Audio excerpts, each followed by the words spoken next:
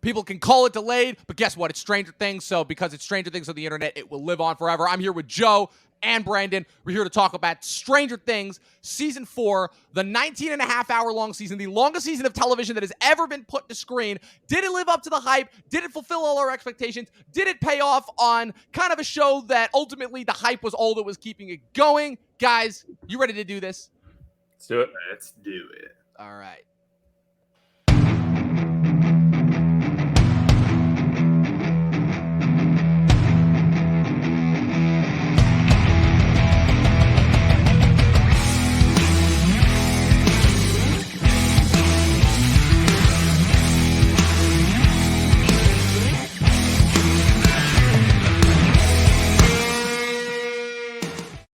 What's up, people? Welcome back to another episode of the Talkin' TV podcast. We had a little bit of an off week with movies, so we finally got the chance to talk about all of Stranger Things. It was a very, very long season of television. They split it up into two parts. We got the final two episodes about 2 weeks ago, and now that it's finally been completed in its entirety, we're here to talk about it. I'm joined this morning by Joe of Guy at the Movies and my good friend Brandon, who's been on a couple podcasts, Brandon Fallat. Guys, I want to kick off this conversation with this. So Stranger Things, like I've been talking about with a couple different TV shows that we've covered on this podcast so far this year, is part of a litany of returning shows that we have gotten back after between a 2 to 3 year delay. You know, we're talking Ozark, Succession, which we got back in the fall, Barry, Better Call Saul, Atlanta, to name a few. All of these shows are finally coming back after being off the air for between a 2 to 3 year gap. So I wanted to kick off the conversation with this, which is that Stranger Things had roughly a 3 year gap between season 3 and 4. And despite season 3 getting much better and more favorable reviews than season 2. I personally don't agree with that, but we can come back to that at a later point. I feel like there was kind of this question in the air coming into this new season of kind of how they were going to continue the story, because I don't know if you guys remember or not, but at the end of season 3, it felt like a pretty definitive ending. You know, they'd resolved the Mind Flayer, they'd seemingly closed the gate again for the final time. 11 had lost her powers. The buyers were planning on moving out of Hawkins in order to kind of escape the trauma of their past. Hopper supposedly was dead. And then they kind of released that teaser, and that shows Hopper alive in Russia. And you're like, okay, but where are they going to go from here? You know, like we kind of have resolved everything. And if there's one thing that this 19 and a half hour long season proved, it's that, oh man, they had plenty more story to tell. So I kind of wanted to kick that off. Is now that we've finished the season in its entirety, Joe, I'm going to start with you and then we can go to Brandon. How do we feel going into season 4 after season 3 kind of left us feeling the way that we did? And now that we're done with season 4, how do you feel that they did as far as kind of transitioning us into this final phase of the show? Yeah, so I think with season 3, I felt a little bit different at the end. I thought that it was left open a little bit. I wanted to see how she would get her powers back, or if she would. The Hopper thing was kind of teased in the after credit to the season. So I was, ready for it. I'm always, if I like a show, I'm ready to continue it until I feel like they can't do much anymore.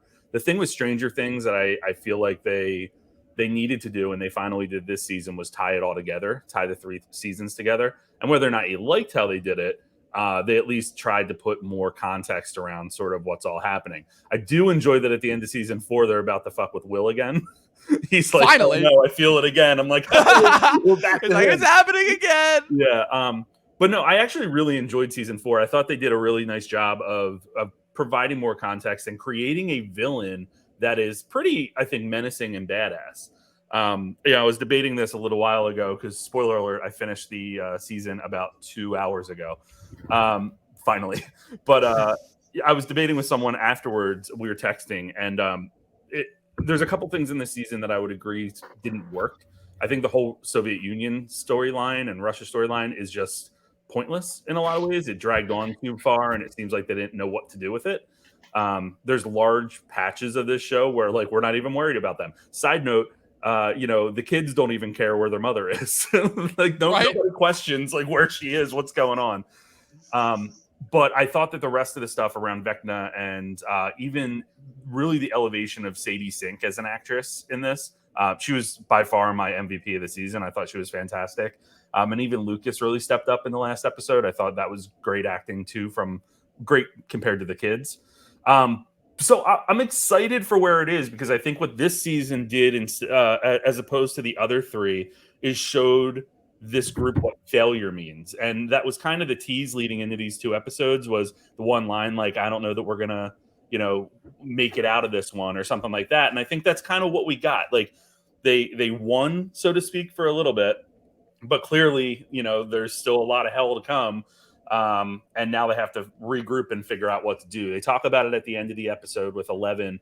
I think it's Mike and what's his name? Mike and Will talking about how she's not used to losing.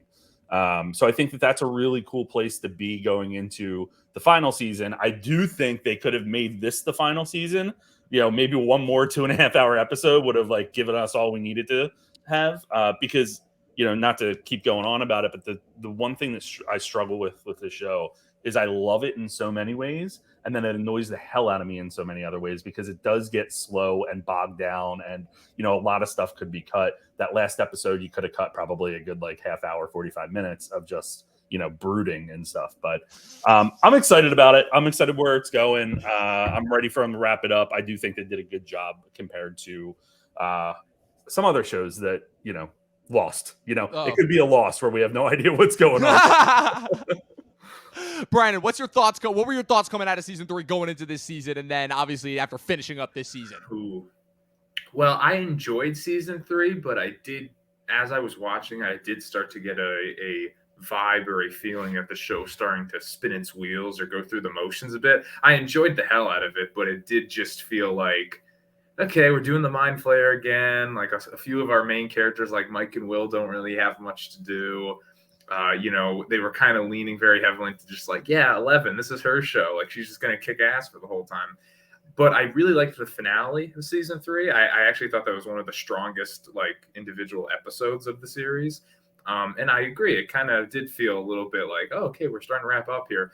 But I think the thing with the way season 3 ended is it was almost like the way The Last Jedi ended, where, say what you will about the movie, like it or not, when it ends, you're not oh yeah, bring on the next season. You're kind of just all right, it's over. I'm gonna go on my life now.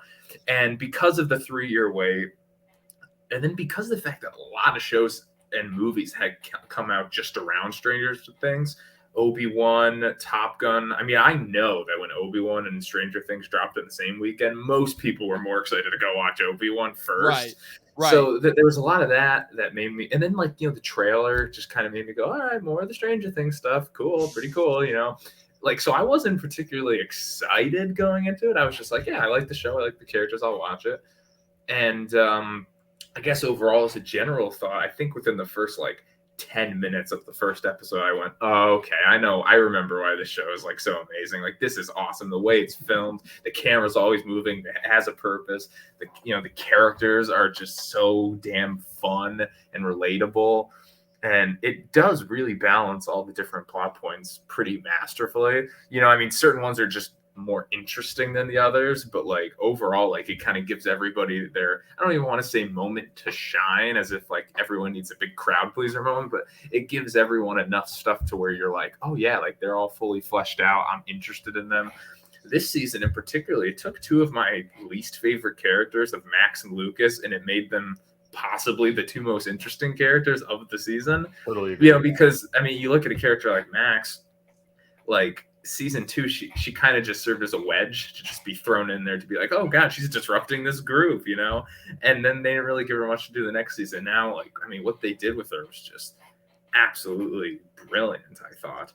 So overall, I really liked the season. I love that we had a villain that we could bounce off of and interact with. And I wasn't crazy on how they tried to specter it all and connect everything and say, oh yeah, this was all one giant plot that we've been intricately working at. And if I'm being honest, the finale, just as it's unraveling and you're just feeling this is Infinity War, you're kind of going, oh, all right, it makes me like it a little less. And I'll just end on this. When the finale ended, I still wasn't bring on season 5. I was more so just all right. But it was the same thing of when season 3 ended. It was just, I knew where it would go now, as opposed to I have no idea where this is going to go, so I'm just going to stop paying attention.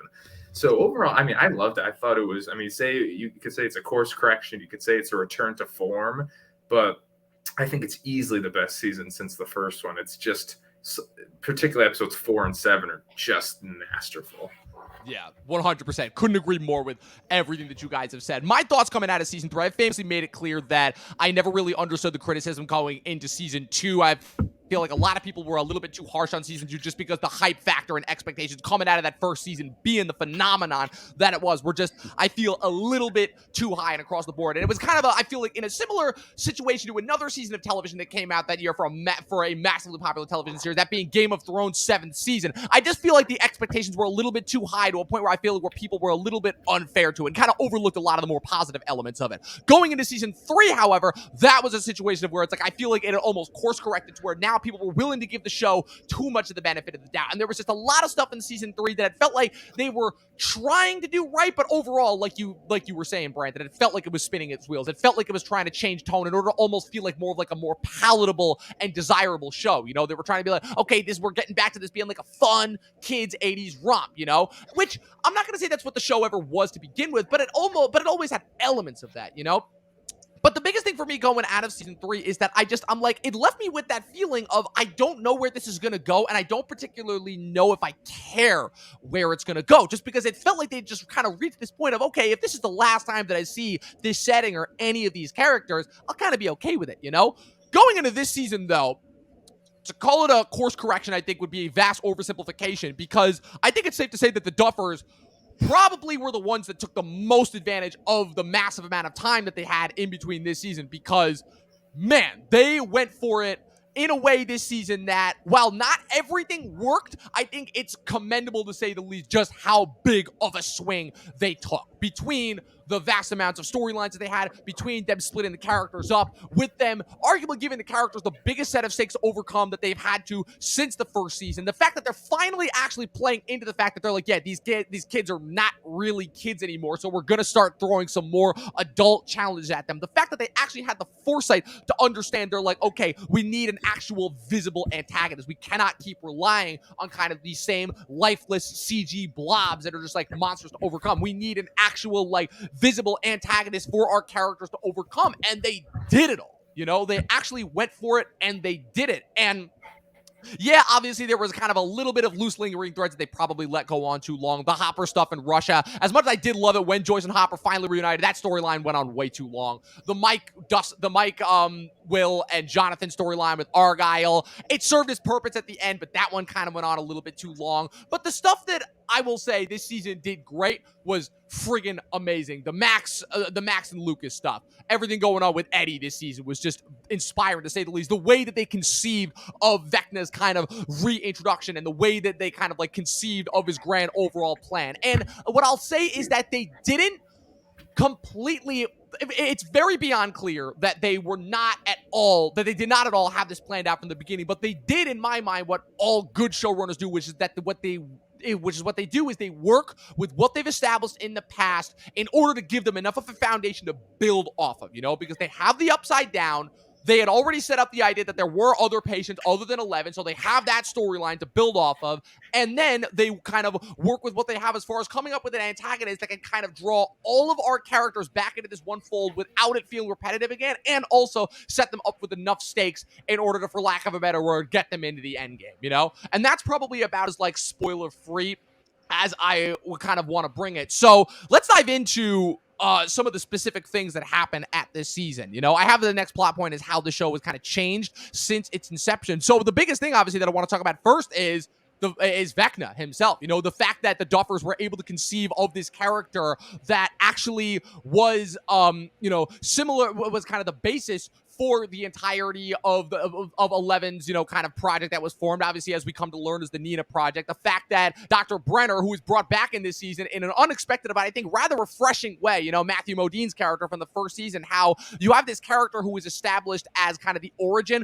of all of their, like, for lack of a better word, supernatural or superpowered beings in this world, who ultimately was captured by Brenner and experimented on and kind of was used in order to kind of, for lack of a better word, breed this new group of superpowered kids. But at all the same time, he was drugged and he was, waiting for his chance to escape. And he finally saw that chance in 11. And then when 11 was finally able to free him from Brenner's control, he went nuts, killed everyone, and was about to, continue this plan in the world. So 11 banishes him, unintentionally rips open this portal to this other dimension that was apparently existing underneath them. Next thing you know, he's converted into this monster into this monster thing that can now kind of use his merging of powers in order to essentially, rip open the gates between dimensions. It's a lot. Like, it's a lot to say. And like kind of the way that they're kind of able to build to it and kind of have all the characters and all their different investigations and how they're kind of able to tie all of everything that Vecna is doing with kind of the shared trauma that a lot of the characters are feeling. Because this is ultimately a season about trauma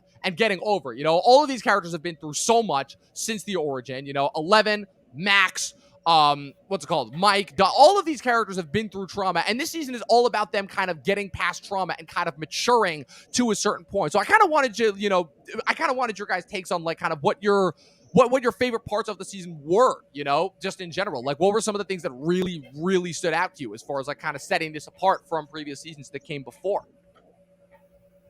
Joe, start with you. I thought the slow build up to like revealing who Vecna is was pretty cool. I'm not going to say that I didn't fully expect it. At one point, I thought like, oh, he's probably going to have Jamie Campbell Bower is going to have more of an impact in this show than we think. But when that reveal happens and you get the full backstory, I thought that was really cool. The thing I didn't like about that was like he just used Nancy and was like, hey, let me show you shit. Right. And that was just kind of random. A little bit of an expository device. Also, the fact that it's like, okay, it's Jamie Campbell Bower. That guy's in anything. You're like, okay, I immediately don't trust that guy. Like, come on. A little bit of an obvious villain syndrome there. Yeah, but honestly, everything around Vecna I thought was really cool. I agree with you in like the setup. Obviously, this wasn't where they thought they were going, but I thought that they pulled it together really well, which is a neat launching off point for the final season. And I think the stakes were high. I think there's, obviously we didn't get a lot of things weren't tied up at the end. But I think that's what a good show does in leading into, especially the final season. That last shot, I'm not like, oh, I can't wait for Stranger Things to come out when it comes out in like 2029. But that final shot where they're all standing there and like looking out and the chaos is raining, I'm like, all right, I'm into this. This is pretty cool. So all in all, I think that was great. And then I'm going to go back to it again. I think Sadie Sink was probably award nominee worthy this season with the way that she carried the character and kind of carried the show, the emotional arc of the show a lot. I thought she was great. I thought Joseph Quinn was really good as Eddie. I hated him at first and then just really enjoyed him by the end. He was a lot of fun. And one thing the show always does really well is pairs Dustin with another person to like really bring out the comedy and the humor and then ultimately the emotion. And I think they did that well with this one as well this season. I couldn't agree more. Brandon, what's your take on that? Yeah, I basically agree with all that. I did really like the Vecna thing. I do think as we slowly revealed more about Vecna, he became less interesting / terrifying. But I mean, his first 3 like scenes, like because he had like one scene for each of the 3 episodes, I thought it was honestly terrifying because I never expected the show to go that brutal. Like they always insinuated things that were horrific, but like to actually see like when it was for me, it was whenever the claws would like snap into the person's face. That was just a very effective moment. like whenever that happened, I just went, oh, I feel that. Yeah. And then even with the bones breaking in the eye, the bones got me every time. I still couldn't get over that because that was them. Because here's the thing, they've obviously referenced every single 80s pop culture moment under the sun, literally to the point where in season 2 it was getting kind of a little bit annoying. Where it's like, okay, that's Back to the Future. Okay, that's Aliens. It's like, okay, that's Gremlins. It's like it was getting a little bit obvious, but I think they did a much better job of it here. Where it's like, okay, no, see now we can finally get into like the real horror aspects that we kind of only hint at. You had illusions and hints of like The Thing and Dream World stuff like that, but now it's like, yeah, we can really get into like our real Nightmare on Elm Street stuff. And unlike the first season where they were like kind of little kids, they're like, nah, they're all like semi-young adults now. We can really show just like how much damage we can do. No, yeah, you can see a lot of, especially in everything with Hawkins and Vecna. It's like this is their take on a Nightmare on Elm Street type thing, and it's awesome. I mean, like I loved all of that. I loved the drama of just the kids getting older and kind of growing apart. You can kind of get the vibe that Mike like doesn't like Will as much as he used to, just as like a friend.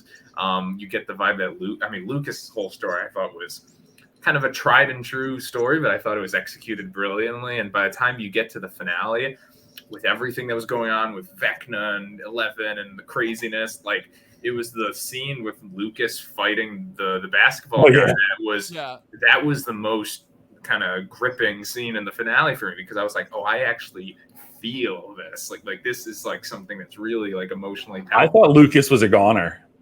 I thought Yeah. I was like, they're gonna knock him out of the show here. That was who my money was on.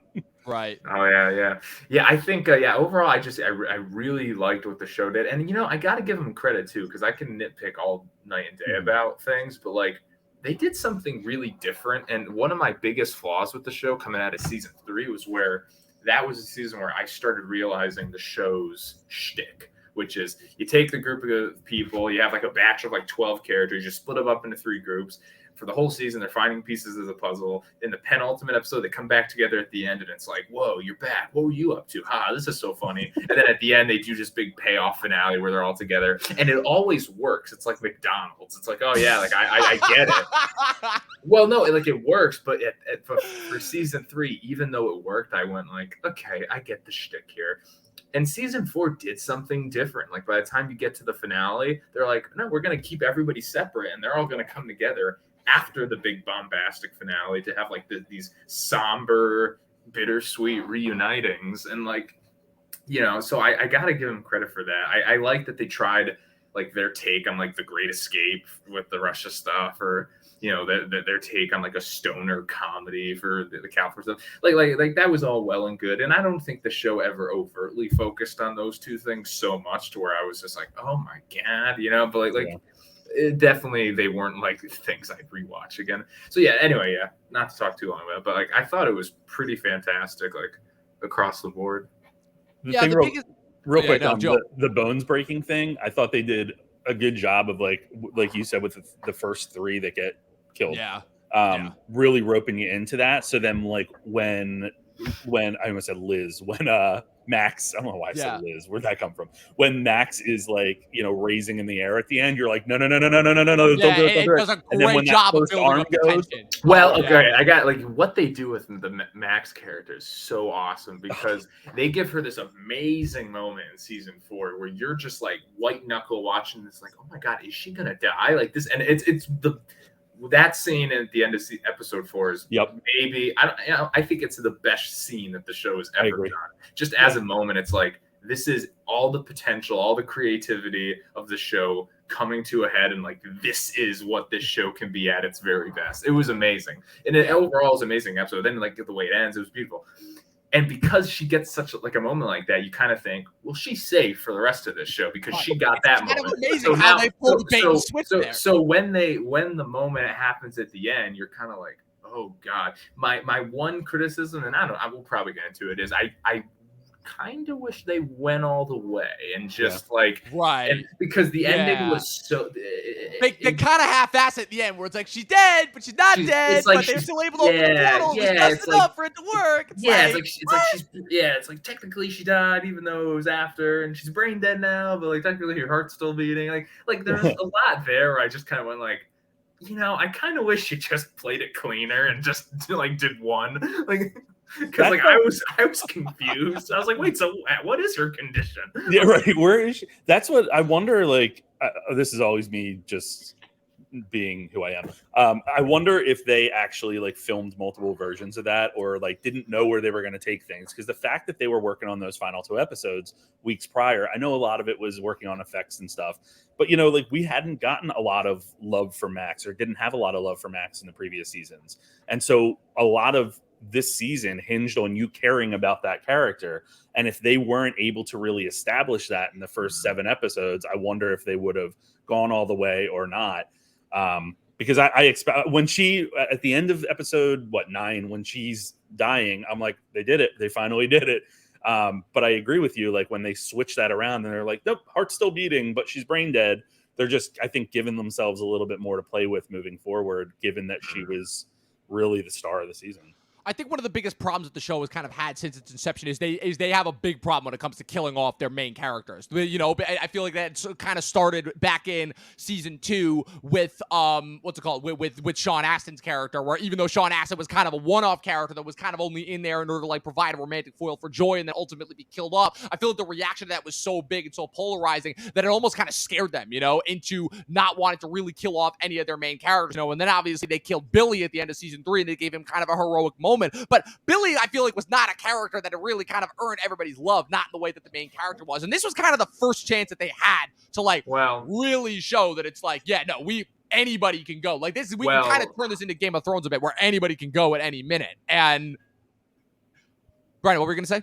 No, I was just gonna say season 3 with Hopper, I think, was their first like, hey, Hopper was let's the biggest one where it's like, we can actually kill someone. And it's one of those things where by the time season 5 wraps up, I'm really gonna be looking at the Hopper character and be like, okay, what did he do in season 4 and 5? Like it's kind of how I compared it, like Poe Dameron in Star Wars, where they were going to kill him off in the beginning of Force Awakens, and then by the time that trilogy ends, you're like, you should have just done that. You know what I mean? Yeah.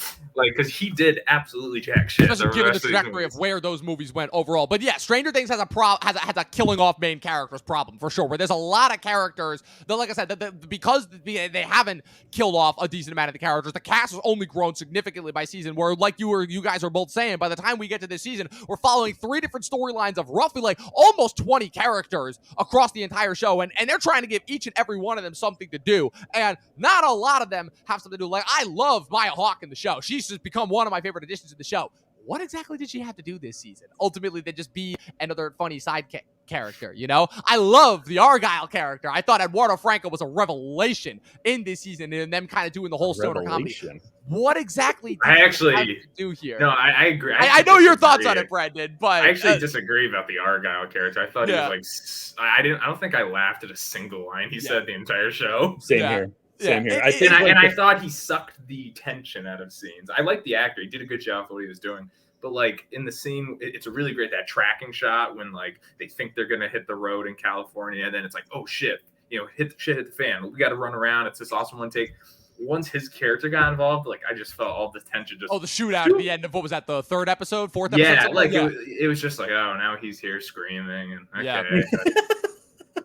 It's just like you can't tell me that once he shows up in that scene that you're still like, what's gonna happen? Like you're just kind of like, oh, all right, now this is a joke. I forgot this is a joke. The intent of that character like just was off for me. Like it was always the comedic relief, whereas like another character that brings a lot of the comedic relief is Erica. But she also is a strong character and has a lot to do as well. I love that actress and that character. It's so funny, like just absolutely so funny. But I feel like that's what I want to see from a character that's there for comedic relief, aside from setting up the ending where they take 11 to the pizza place and submerge her in the pizza thing. Right, and that's ultimately kind of that was a moment where I knew, I was like, okay, so this is not like they're gonna lose this episode, because no way is like this big awesome finale gonna be like this like at like this pizza like I was like, no way. Yeah. What's it called? Yeah. And another thing too, also, obviously, Brandon, you and I talked about this too, is Mike, where when the show started, Mike kind of was one of the leads. He was like kind of the one that was like kind of spearheading the action. He was the one that was giving 11 a place to say. He was the one that was encouraging 11. As time has gone on, Mike has kind of been relegated to the background, and like to the point where it almost felt like his only purpose this season was to provide emotional support for 11, while at the same time like shunning Will and continuing to like make Will a little bit of an outsider. Like it's ultimately, again, what happened was poor Will. But what ultimately happened was that as much as we love this season, I know it doesn't tell you that, but as much as we did love this season, and as great as they utilized the vast amounts of time they had, it definitely feels, you could definitely feel the sense of where, okay, this is more so of a TV thing here, which is where there really isn't a lot for all of the characters to do. There is too many. Yeah, it's too many characters up to this point. Like Murray, Murray for me grew a lot this season, but like, what is his purpose other than like a jokey supporting character? Well, I think it's I think their problem with killing characters is more so it's more so the fact that like they just can't help themselves with adding characters. Mm-hmm. I don't think you need death to like tell a great action-based story. Like I don't think that's like this like prerequisite, but I think you could tell they do not want to kill any of the characters that were from season 1, because I think they want all of those characters in that final season, so you can have you can kind of be able to track like their journeys and their arcs and all that kind of stuff. Maybe some of them will die in the last season. But so it ends up always falling on new characters to die, which is why I fail to get emotionally invested in the moments when they do die. I think Bob was a moment in season 2 where I was like, wow, like that was surprising. mainly just because it was surprising, because you gave him this whole chase sequence beforehand where you think, oh, like he's getting this sequence, he's okay, but then he wasn't. Billy's death, I wasn't like, no, like, Jesus, this is killing me. I just thought it was a nice moment in the finale where like they kind of fulfilled his little arc. And I gotta say, I think this is probably a hot take, but like even Eddie's death, I not only did I see that coming from a mile away when it did happen, in the situation it happened, and the execution, I just couldn't get into it as much. I liked it. I like the actor, mainly because a couple of things. One, it was a little overtly on the nose with being metal, being like, this guy, he's gonna fight a horde of bats in the underworld, and he's a metalhead. Like, isn't that like such a metal way to go? And I'm like, yeah, all right, it's pretty cool.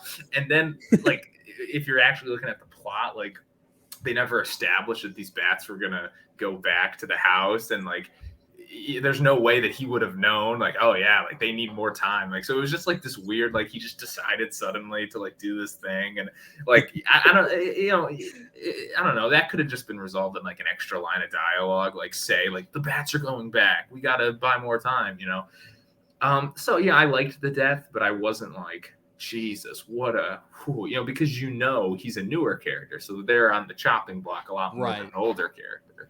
That's a good take. That's definitely a good take as far as that goes. I feel like that's a good transition into kind of the next point that I wanted to bring up, which is kind of the new edition / retcons, which also I feel like built into kind of how the show has changed from its inception. So famously, obviously, I feel like one of the biggest talking points about the show since it kind of started is the fact that the show was ultimately one of a couple that came out during around that 2015, 2016 time period that was ultimately a little bit of a victim of its own success, where the kind of Duffer Brothers kind of conceived it as like, this kind of fun, kitschy little homage to, some of their idols growing up, Spielberg, Carpenter, King, to name a few. And then the show just ends up hitting such this massive trajectory because of the Netflix of it all. It comes out at like just the right time when Netflix is just starting to become like the powerhouse that it is. That it ultimately ends up blowing up bigger than they ever could have possibly realized. And now this kind of thing where it's like, okay, we kind of put all of our chips into this one basket. We have this one story that we're going to tell. Okay, now we got to tell all this other litany of other stories, And I feel like that has kind of been like created this weird back and forth, push and pull thing where it's like people are like, oh, they have no idea what they're doing. Oh, they've got this really great long plan. Oh, they tried to add something. We didn't really like that. Oh, but they're going to keep giving us some more of the same thing, and we love that. Oh, but we don't really like it when they give us the same thing. Fans suck.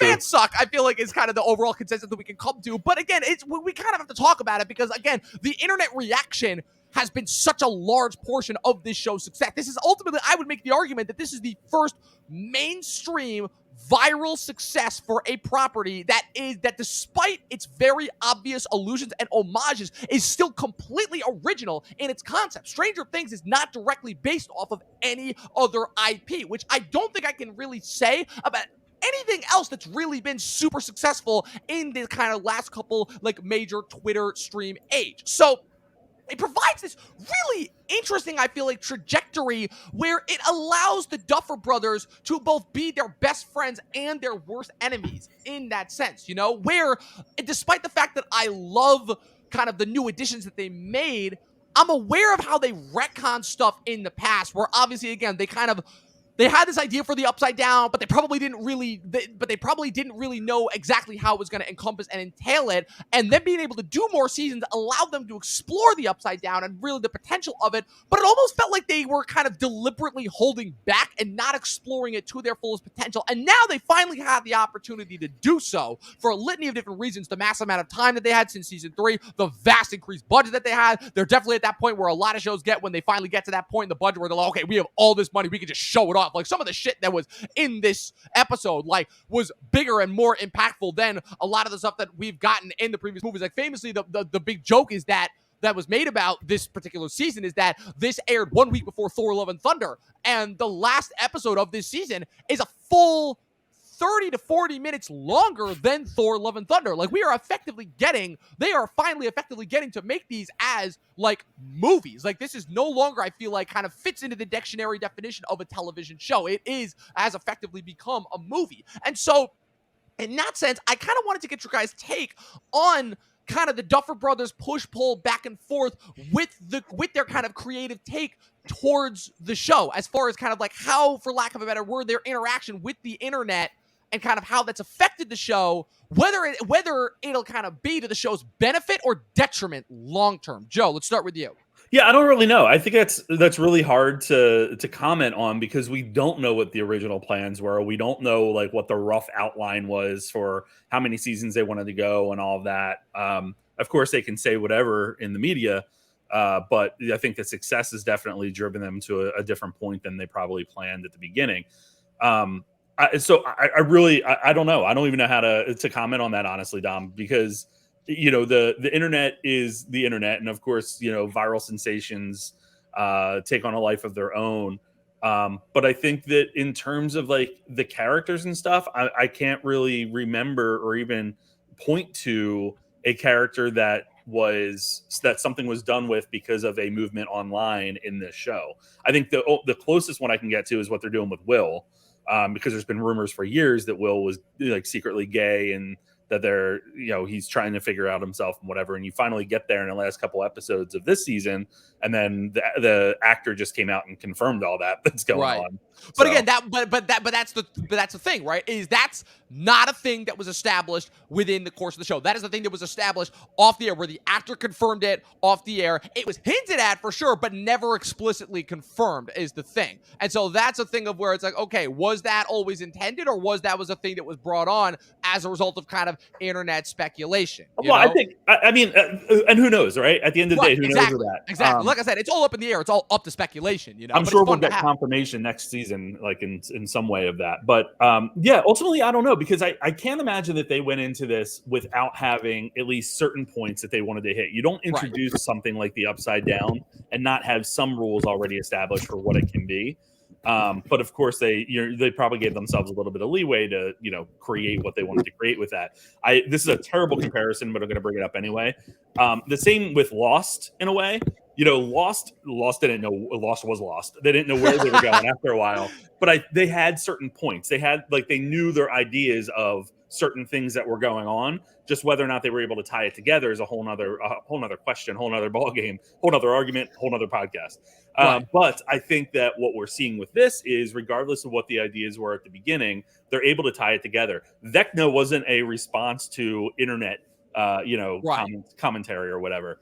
So the crux of this season that's driving us through to the final season, I think is all original and their own thinking. I don't see this show as being affected really by the internet. Well, the biggest thing I can feel like kind of that's a point of reference to this is obviously their attempt at, okay, they clearly had some idea where they always wanted to explore the idea of whether there would be more kind of kids that were experimented on by Brenner other than 11, because that was the thing that they hinted at in season 1 but never explicitly confirmed. They tried to do that with the 11 solo episode, and kind of how in season 2, and kind of how that executed. That episode is critically maligned to the point where they almost drop it completely. But now with this season, they're kind of able to bring it back around and reintroduce it into the show as like kind of a part of the story, Yeah, and that's kind of like an example, I feel like, of the push-pull back and forth. There's many, many other things that I feel like I can point to. But Brandon, what's your take on all that?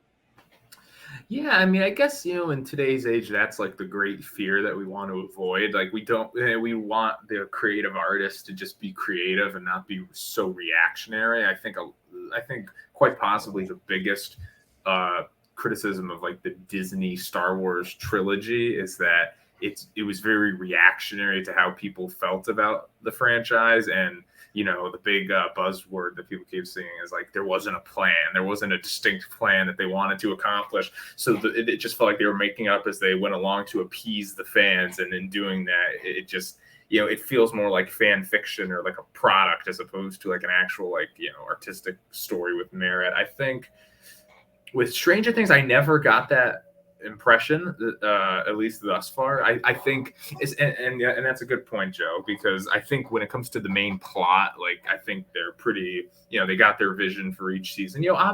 Every show is in a way making it up as they go along. Like, no show is like, in season 1, I had a 9-season outline and we executed that without change, or without input, and without adapting for complete, you know what I mean? I mean, like, so I think originally the show was supposed to be 1 season, and then it was supposed to be an anthology. So each season was going to follow different characters, but season 1 hit, the characters were so beloved that they kept going. Success kind of changed the course of what they were doing. And so far they've been able to kind of fool us, where it's like, oh yeah, like this was the plan all along.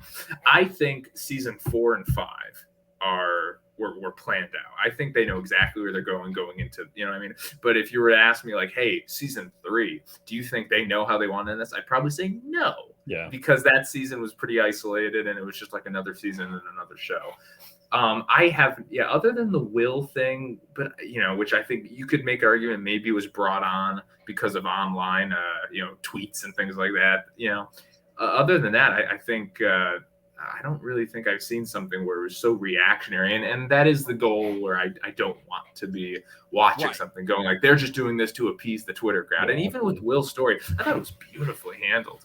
I thought it was awesome. Like I'm just so excited for him to do something in the next season. Like just something, anything, just something other than like this, Other than the hairs going up on the back of his neck. Yeah, the reason why I bring up that point is because it's one of those things that I feel like, unfortunately, kind of seeps its way into every bit of conversation that we have now, where, again, so much of the stories that we get now feel like content, and they feel like things that are brought on because of studio mandates, because they have to fulfill a quota and all the time. And it feels like so much of the time we don't get to be able to talk about the art in the art that we love, for lack of a better word. But Stranger Things is such a weird phenomenon, because it's one of those things that is almost entirely dictated by art over commerce, because the things that people are drawn to in this show are not really any of the behind the scenes things like they are with the majority of the Disney or Warner Brothers stuff that we get. Now, they're drawn to it because they love these characters, because they love this story, because they enjoy spending time with them, but also they enjoy kind of getting like kind of that satisfactory thing. And like I said, the reason why the online speculation is so interesting is because so much of the time, whenever you see this online speculation, it feels like it's almost always because it's like, oh, they didn't adapt this thing right that I liked from this thing from when I was a kid, And that's a whole different argument. That's a whole different podcast, all that. But so much of the time, it feels like that's what the argument comes down to. And that's what makes kind of the online discussion that's so fervent about Stranger Things so fascinating, because again, there's nothing to really base it off of. So it's almost like whenever somebody is trying to like offer their suggestion, it's like, okay, well, that could feasibly become a thing. It kind of reminds me in a strange way of, again, Joe, I'm sorry to bring this up, but with Community, where a big part of what made that show work so well is they were constantly in touch with the people who watched the show on Twitter, and half the ideas that they would get, they would pull right from a suggestion that people would put on Twitter and write into the show. Now, granted, Twitter and just the internet and online discourse was in a much, much different place back when Community was on the air. I feel like it was a much more kind of niche crowd. I feel like the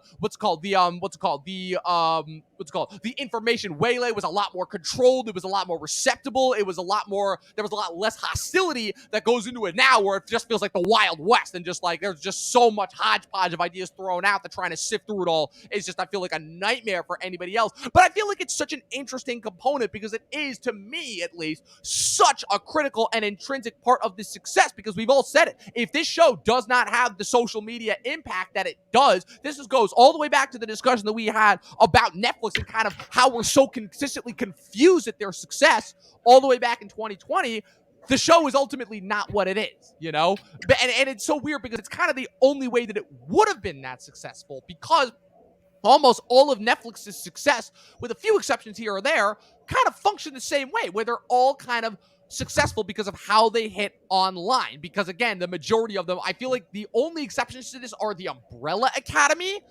And even that one, it's like the only reason why they're successful is because of how they hit online. Because for the most part, they are all original ideas. I mean, look at all of them. Look at Squid Game. Look at Ozark. Look at what's another one that hit in the last couple of years? I'm totally drawing a blank on. The Witcher's a little bit different, but that one's still kind of getting its sea legs, for lack of a better word. All the way back to House of Cards. It's kind of this weird, like, kind of hit online sensation.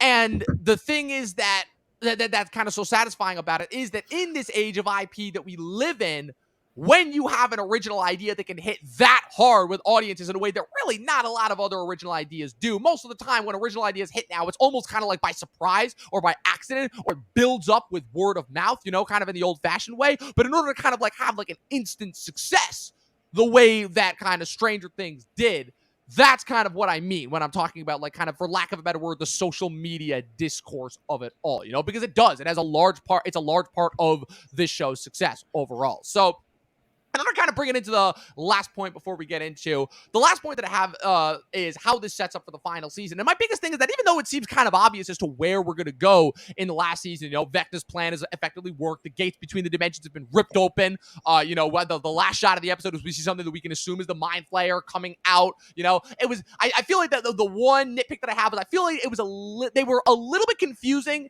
in terms of establishing the connection between Vecna and the Mind Flayer, where it's like, okay, was the Mind Flayer already a thing? Did Vecna already a thing? Did Vecna create the Mind Flayer? Was it some sort of merging between the two? But whatever the case may be, I wanted to get your guys' thoughts on kind of where you think we're going to go for this last season ultimately, if this is the endgame to season 4's Infinity War.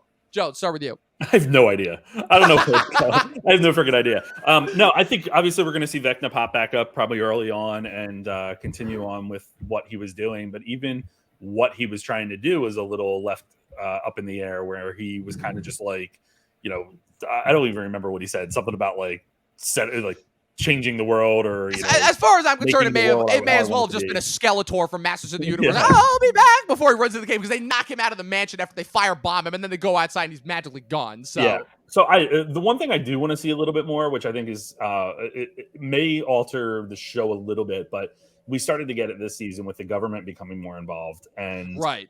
That's one thing that with this show I'm always like, the government's not doing more. Like, this isn't a bigger thing outside of Hawkins that like the city just split into 4. Like, we're not worried about this. We're calling it a earthquake. There's literal vines coming up in City Square and stuff like that. But so I don't know where it goes. I think we're going to see some deaths. I think the one that I think might be on the forefront. I think Nancy is up for potential death. The reason I say that is because one of the reasons why Max went back, or why Max kind of like sacrificed herself ultimately, was because she had the connection with Vecna, and the only other one right now that has the connection on the show and has been used by Vecna is Nancy. So I just, I do think that they're saving some of the biggest kills until the last season. And, they want the emotional impact of that. So I think we're going to see a lot of that. I am hopeful that we're going to see Will finally step up and, as you said, do something. The first 2 seasons, he was kind of like used as like the one that was affected by everything. And then the 3rd season, he sat it out. And this one, he was just kind of like crying on the side of Mike the entire time. So I'm hopeful that we see that. And I also want them all to be together for this season, because I think that's when it works the best. I just realized, too, that would be a great revelation where, again, the whole thing that kind of, not frustrated me, but that was kind of interesting, is how they kind of seem to be rebuilding, like, kind of Nancy and Steve's relationship again after kind of, she was kind of shoehorned together with Jonathan, I think, rather forcefully in the last season. And then Jonathan kind of comes in and not guilt trips her, but almost kind of sort of unknowingly guilt trips her into staying with him. So wouldn't that be something if there's like kind of that love triangle going on in the last season, then she dies, and it kind of leaves Steve and Jonathan both like a really interesting. That's something different. I'll admit, I did not think that. Good shit. And you can see that. You can see that stuff a mile away. I mean, they did it with Lucas and Max this season too. Like early on, they were really establishing their relationship. So I'm like, that's why I was like, Lucas is gone, or Max obviously is going to continue to have a big role. That stuff's pretty obvious when they're doing it, because I think the writing was really good this season. But that doesn't mean that it's not obvious in other ways. Right. Oh, for sure. Good writing doesn't always have to be subtle. I think that's kind of a big mistake that people make, is always assuming it's like, if it's good writing, it's subtle. Nah, there's been plenty of obvious stuff written that I think has been brilliant. Like ultimately the Vecna thing, right? Like it kind of felt like that's where it was going with Vecna and Henry. I'm sorry, but like I said, the minute that Jamie Campbell, like the only thing that I kind of didn't really establish was how the Victor Creel of it all kind of factored in, and then I thought that was surprising. But like the minute that Jamie Campbell Bower walks in, it's not even a doubt on my mind. I'm like, okay, Vecna, cool, let's move on. I'm like not even a doubt. That was obvious, but to an extent, but it was just really satisfying when it happened. Oh yeah, for sure. Also, I think one of the funniest behind the scenes things too was just watching him like as them putting all the makeup, and then just kept like him chilling as like a regular guy, but it's still like the full on make like Vecna outfit, like posing. That just kills me every time. But well, it's funny, not to cut you off, but the last episode when they're in the school gymnasium, right? In her mind or whatever, there's a picture going around of Vecna just sitting on the school bleachers or whatever. I love that one. So I love the that whole one. series, I had that in my head, and I'm trying to figure out like where's that going to play, and then of course it's like after he gets thrown through the bleachers or whatever. I'm like, there it is. It's just funny thinking about him chilling out at the end of his long day of shooting. Hilarious. It's so funny, and like just the other characters are kind of interacting with him after the fact in the costume. But yeah, Brandon. So what's your thoughts on kind of where they could potentially go for season 5? Well, I mean, the characters are all together now, so I think the first episode is going to be them hunting down Vecna to finish what they started. And then they're going to get to Vecna. He's going to be like, the work is already done. I am inevitable. And they're going to kill Vecna. And then once they kill Vecna, it's going to cut to 5 years later. And then they're gonna come up with the idea to time travel back to season 1. They did say there would be a time jump from seasons 1, 2, and 3. They did say there would be a time jump. They did say that. The time jump is gonna be 5 years. The Upside Down's like part of their world, so there's like bugs flying around and stuff, and then they're gonna go back to time travel to like recapture all of the Demogorgons so they can use them like a big device, and it's gonna be this big, I don't know. I think Wolverine shows up and they connect. Brandon, I know that you did. Brandon, I know you intended that as a joke, but honestly, I could very feasibly see them doing something along those lines. It's the fact that the finale was so similar to Infinity War that you just go like, oh wow! Like how do they? Well, I know that the Duffers came out and said that season 5 is going to be all of the characters in Hawkins for the season, which I think is awesome because you're going to get like one last hurrah with everybody together. I think honestly, when it comes to the actual plot of it, I feel like that's going to end up being the least interesting thing of season 5. Like, I think the thing that everyone's going to be interested in is this is the final goodbye. What's going to happen with like Mike and Will, Eleven, Max, Lucas, Steve, Nancy? I actually don't think people are going to care too much about the Vecna shit. I think it's the plot. I think it'll be the thing, but I just have like a wild guess that like I'll leave season 5 and be like, they stopped Vecna, kind of whatever. Kind of like how I felt about Avengers Endgame, where I was like, they stopped Thanos, but like, how cool is it, like those interpersonal moments, you know? Right. No, exactly, 100%. Like that's kind of where it's kind of like why I think even though you can have your personal preference as far as whether you like Infinity War or Endgame better, whether you like kind of, for lack of a better word, the plot dictated thing or kind of more the interpersonal character moments. I feel like kind of that's usually what people gravitate towards. I feel like why a majority of people like Endgame more than Infinity War, but no, I couldn't agree with you more. My biggest thing that kind of I want to see come out of this season is I just want to see bodies hit the floor, for lack of a better word, to quote the song. Like I am fully expecting that it's like, okay, there's going to be a time jump. Whatever's going to happen, like I need there to be like some really powerful emotional out and stuff. Because I was gonna say you can cross some people like right off, like they're okay. Like I think Hopper's okay for the rest of the show. Really? Okay, so you don't think Hopper's gonna bite it? I think because they did the pseudo kill in Caesar, and it wasn't just like the Max thing where it's like, oh my god, she died, but she died in this really heartbreaking way where it's like, I don't want to die. Like it doesn't feel like kind of fulfilling. Right. Hopper's death in season 3 was like, it hit all the boxes. He had like the little epilogue obituary that he wrote, kind of thing. Like they did Hopper's death already, so to do it again, it's like, all right, he's good. Yeah, and it would be Glenn from The Walking Dead, and it's like people have already made it clear how much they hate when shows do that. Yeah, and then I think Max will come back and be alive, and like she'll be fine. Like she'll be back and she'll be another member of the team. Like so she's good, and I think because of that, Lucas is probably good. Like I'm just like spitballing here. I think Nancy's like definitely high potential because I think they're gonna. This season was setting up that Steve was gonna die. Going into the finale, everyone's like, Steve is gonna die. And by the way, he's the best character in the show. And not just because he's cool guy with a hair and a baseball bat. Like just the fact that they took like the generic Biff, the bully character, and made him like what they made him is like it's really never been done before. Like it kind of leans into the originality of the show. Like they took the bully and made him the Han Solo of the show. Like that's sick. And because of that, the show was kind of setting up that he was going to die. And, you know, I think they're going to do a little switcheroo and they're going to have the Leia in this situation die, not the Han. But actually die in a really cool, badass and earned way. She's a great character. She's like Nancy completely Nancy was never a character that I hated per se, but I was definitely starting to get the feeling of like, okay, what is the purpose that she's going to serve after season 3? And this season fully locked me back in. Like, Nancy was probably one of my favorite parts of this season. Nancy's going to team with Barb and Eddie in the Upside Down to take down their Vecna. spirit. Exactly. She's going to like merge. You know what I want to see? I really want to see, and I think they're gonna, because I think Will's gonna have a big story, which is awesome. I want Will getting powers. Yeah.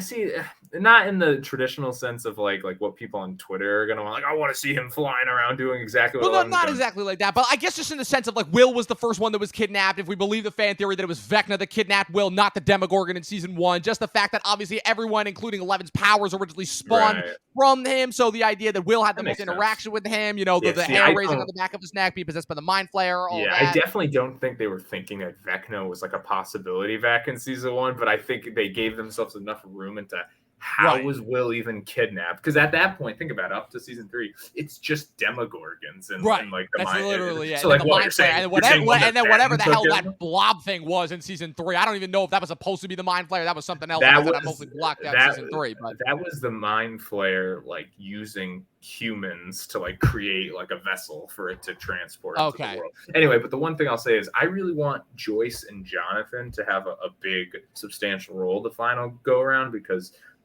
they were really like a big part, maybe the biggest part of why season 1 emotionally hit, because you had this mom who, like Winona Ryder in season 1 really was a big reason why people even watched the show in the first place. They're like, oh, I like Winona Ryder. Well, let's watch this. And her character of like this kind of, rural mom who everyone thinks is crazy, but she's actually like right. And she created like that iconic thing with the lights in the alphabet. And like, and then you look at Jonathan as like this reclusive brother who kind of creepily takes photos, but now he's got to step up and, be the protector. Like, I just thought they had such a great emotional thrust in the first season, and I don't want to say they've had nothing to do since then, but like they're just kind of they're letting the focus on other people. And I think for the final season, if you're gonna be in Hawkins the whole time and you're gonna give Will a lot to do, that was the best stuff about season 2, was when Will was possessed and they're like, we got to help our son kind of thing. So I don't know. That's just like a little selfish hope. Like, I really hope those two have something to do. And I feel like they're setting that up a little bit, because even the conversation between Will and his brother in the final episodes of this, I think, are reestablishing that familial connection that was so strong in the first season. Yeah, because they kind of got away from it. So yeah, that's like a little hope. I'm like, okay, like I love Steve, I love like all the like those other characters, but like let's get back to like that core group here. Like, yeah. Help me, Steve Harrington. You're my only hope. Sorry, just had to bring that in a little bit. Yeah, no, 100%. Guys, this podcast has been absolutely fantastic. It's been everything that I could have possibly wanted and hoped from, obviously, kind of talking about Stranger Things. I feel like it's a show that has changed a lot since its inception, but it's a show that I think is still very valuable and very, kind of necessary to talk about as we kind of move forward in this kind of into this strange new world in which the world of media has taken shape. So before we get out of here, final thoughts, final star ratings, and then plug yourselves. Where can the good people follow you on the interweb? Joe, let's start with you. Yeah, I'm like a 4.5 on this season out of 5. I really liked it. I thought it was really good TV and really gripping, and just the production value was insane compared to other shows on today. I think they did a great job with it. But I am on guyatthemovies.com and Guy at the Movies on Instagram and all kinds of other stuff. But just find me on guyatthemovies.com. Absolutely. Brandon, where can the good people follow you? Your final thoughts and star ratings. Oh, I agree. I think I'd probably go 4.5 out of 5. I don't usually rate television shows. I got to think about that. But like, yeah, I would say 4.5, because I think the finale didn't quite like completely knock it out of the park. Like, I thought it knocked it out of the park to like safe it, to sound safe. But I don't think that the finale was like holy, But I liked it. I enjoyed it. So yeah, I'd say 4.5. I think it's the best season since the first. As of right now, I still think I like the first more. Not that you asked, but I think I would go season 1, 4, 2, 3.